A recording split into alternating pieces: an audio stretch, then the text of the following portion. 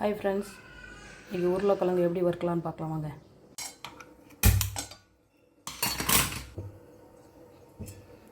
எண்ணெய் ஊற்றிக்கலாம், கடுகு போட்டுக்கலாம், கருவேப்பிலை கொத்தமல்லி போட்டுக்கலாம், உருளைக்கிழங்கு போட்டுக்கலாம்,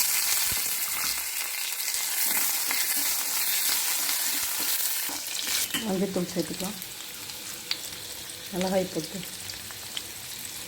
மிளகு சீரகம் சோம்பு பொடி பண்ணி வச்சது அது சேர்த்துக்கலாம், மல்லித்தூள் சேர்த்துக்கலாம்,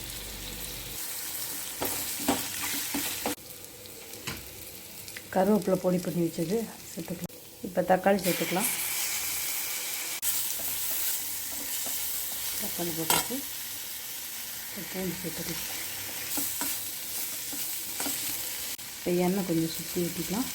சிம்மில் வச்சு மூடி வச்சுக்கலாம். கடைசியாக பெருங்காயம் சேர்த்துக்கலாம். விட்டுக்கலாம். திரட்டி மூடி வைக்கணும். இப்போ தாளித்த தயிர் சாதத்தோடு இந்த உருளைக்கிழங்கு வச்சு சாப்பிட்டு பாருங்கள்.